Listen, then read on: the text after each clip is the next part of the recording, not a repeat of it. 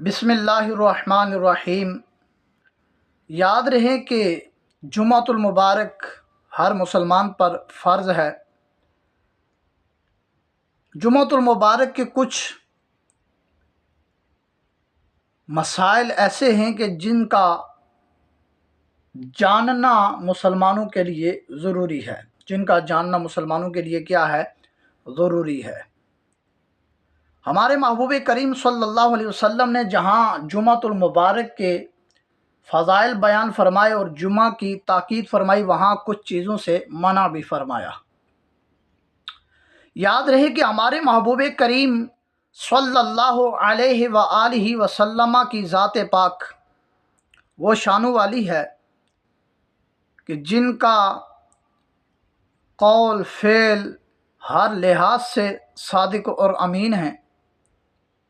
ہمارے محبوب کریم صلی اللہ علیہ وآلہ وسلم کی ذات پاک نے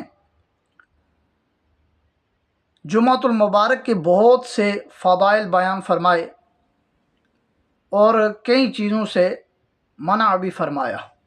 مثال کے طور پہ ہمارے محبوب علیہ الصلوۃ والسلام نے جمعۃ المبارک میں تیار ہونے کی فضیلت بیان فرمائی۔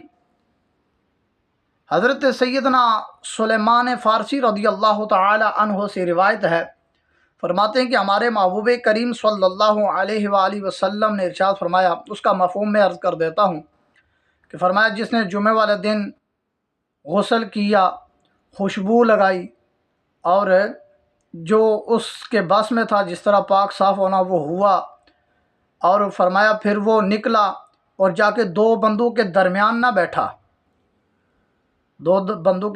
نہ بیٹھا اور گفتگو بھی نہیں کی، خاموشی سے امام کا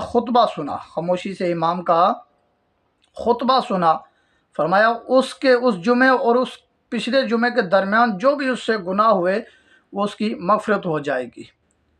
رواہ البخاری، اور امام بخاری نے اس کو کتاب الجمعہ کے اندر نقل فرمایا۔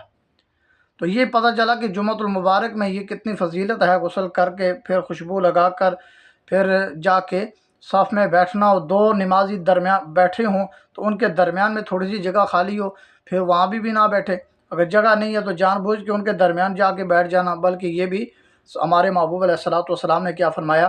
منع فرمایا۔ اسی طرح ہمارے محبوب علیہ الصلوۃ والسلام نے ایک بیماری کا بھی علاج فرمایا جو اکثر مسلمانوں میں پائی جاتی ہے۔ جمعۃ المبارک میں وہ کیا کرتے ہیں، دیکھا لیٹ آئے تو اوپر سے آگے لوگوں کے کندھے پھلانگ کر آگے آ جاتے ہیں۔ ایک تو ظالم خود لیٹ آئے اور جو پہلے سے بیچارے بیٹھے ہوئے ان کی گردنیں پھلانگ کر آگے آ جاتے ہیں۔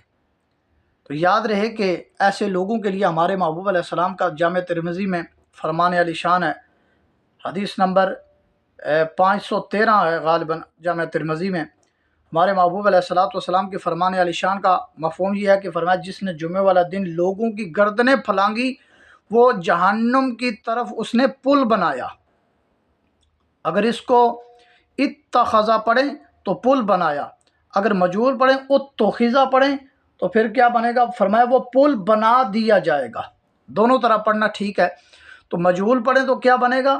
وہ پل بنا دیا جائے گا، کس کی طرف؟ جہنم کی طرف، یعنی لوگ اس پر سے گزر کر جہنم جائیں گے، اس لیے کہ وہ دنیا میں لوگوں کے اس نے گردنیں پھلانگی، لہذا اس کو سزا یہ ملے گی کہ وہ بندہ جہنم میں پل بنا دیا جائے گا جہنم کی طرف، جہاں سے دوزخی جا کے جہنم میں گریں گے۔ تو کتنا بڑی سزا ہے اللہ رب العالمین کی طرف سے کہ ایسا بندہ اگر پل بنا دیا جائے پھر اس کا کیا عالم ہوگا کہ دوزخی اس پر سے گزریں گے۔ تو اس لیے میرے دوستو، جمعہ والا دن یہ بیماری اکثر مسلمانوں میں پائی جاتی ہے، تو ان سے باز رہیں۔ یاد رہے کہ پھر ہمیں بھی موقع نہیں دینا چاہیے کہ اگلی صفوں میں جگہ خالی ہو ہم پیچھے بیٹھ جائیں۔